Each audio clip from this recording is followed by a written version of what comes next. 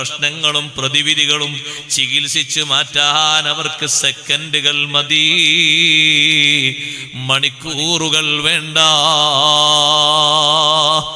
അല്ലാഹു സുബ്ഹാനഹു വ തആല അവർക്ക് കൊടുക്കുന്ന അറിവ് അങ്ങനെയാണ്.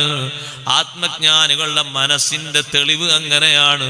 ഖുലൂബുൽ ആരിഫീന ലഹാ ഉയൂനു തറാ മാ ലാ യറാഹുൻ നാദിറൂന. ആത്മജ്ഞാനികളുടെ കൽബ്, ആ കൽബിനൊരു പ്രത്യേക തരം ദൃഷ്ടിയുണ്ട്. സാധാരണ നോക്കുന്ന ആളുകൾ നോട്ടം കൊണ്ട് കാണാത്ത വിശാലമായ കാഴ്ചപ്പാട് അല്ലാഹു തആല അവർക്ക് നൽകിയിട്ടുണ്ട്.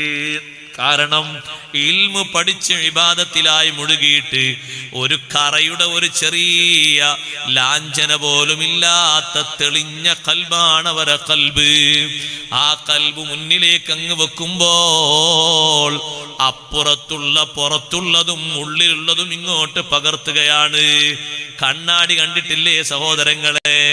ആ കണ്ണാടിയിൽ ഏതെങ്കിലും ഒരു ഭാഗത്ത് കാഴ്ചക്ക് തടസ്സമുള്ള വല്ലതും ഉണ്ടെങ്കിൽ നമ്മൾ ആ കണ്ണാടി മാറ്റും. കാരണം ഇതിന് കറ ബാധിച്ചിട്ടുണ്ട്. അതേ സമയത്ത് തെളിഞ്ഞ കണ്ണാടിയാണോ, നമ്മളെ മുഖത്തുള്ള കറ അതിൽ കാണുന്നു. മറ്റൊരാൾ നോക്കിയിട്ട് കാണാത്ത പുള്ളി കാണുന്നുണ്ട്, ചുളിവ് കാണുന്നുണ്ട്, പല്ലിന്റെ ഉള്ളിലെ കറ കാണുന്നുണ്ട്. നാവ് നീട്ടി നോക്കുമ്പോ അണ്ണാക്കിന്റെ അങ്ങേയറ്റത്തുള്ള കറുപ്പ് പോലും കണ്ണാടിയിൽ കാണുന്നുണ്ട്. ആ കണ്ണാടിക്ക് എന്തൊരു തെളിവുണ്ട്! അതിനേക്കാളും വലിയ തെളിവാണ് മഹാന്മാരുടെ കൽബിന്.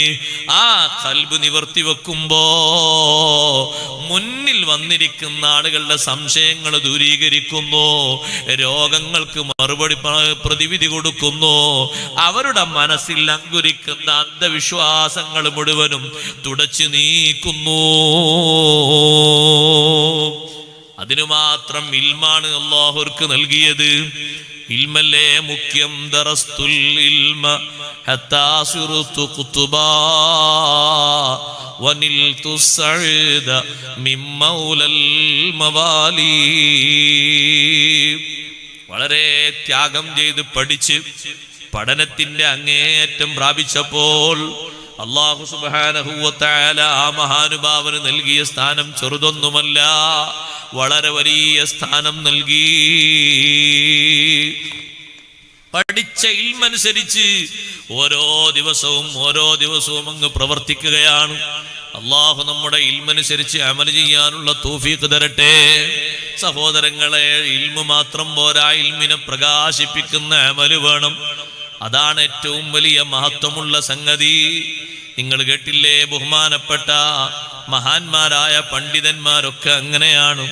നമ്മളിവിടെ അനുസ്മരിക്കുന്ന ബഹുമാനപ്പെട്ട താജുൽ ഉലമ, അല്ലാഹു കൊടുത്ത ദറജേറ്റി കൊടുക്കട്ടെ. വിശുദ്ധ ഖുർആന് മനപ്പാഠമാക്കി ഖുർആൻ പഠിക്കുമ്പോ, തഫ്സീർ പഠിക്കുന്ന സമയത്ത് ഖുർആനിന്റെ ഓരോ ഭാഗവും ഹിഫ്ലാക്കുകയാണ്. പഠിക്കുന്ന ഇൽമു മുഴുവനും കാണാതെ പഠിക്കുകയാണ്. ഇൽമുണ്ടെങ്കിൽ എത്രമാത്രം വലിയ രക്ഷയാണ്! ആരെയും പേടിക്കേണ്ടതില്ല. ഇൽമിന്റെ സൗന്ദര്യമുണ്ടോ, സംശയിപ്പിക്കുന്ന ഏതൊരാൾ മുന്നിൽ വന്നാലും പെട്ടുപോകൂല. കാരണം ഇൽമാണ് ഏറ്റവും വലിയ ആയുധം. അറിവുണ്ടോ, നമുക്ക് ഏറ്റവും വലിയ സ്ഥൈര്യമുണ്ട്. അറിവുള്ളവർക്ക് ഇവിടെ മാത്രമല്ല, എല്ലാ ലോകത്തും സ്ഥൈര്യമുണ്ട്. ബർസഖിയായ ലോകത്തും വലിയ സ്ഥൈര്യമുണ്ട്. ഒറ്റക്ക് കിടക്കുന്ന ഖബറിലും അല്ലാഹു അവർക്ക് വലിയ ധൈര്യം നൽകുന്നുണ്ട്.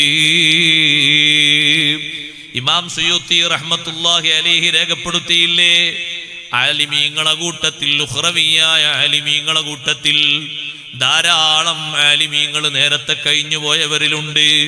മുൻകർ നക്കീർ അലൈഹിമസ്സലാത്തു വസ്സലാം എന്ന് ചോദ്യം ചോദിക്കുമ്പോ തിരിച്ച് അവരോടും ചോദിക്കാൻ കഴിവും പ്രാപ്തിയുമുള്ള പണ്ഡിതന്മാർ.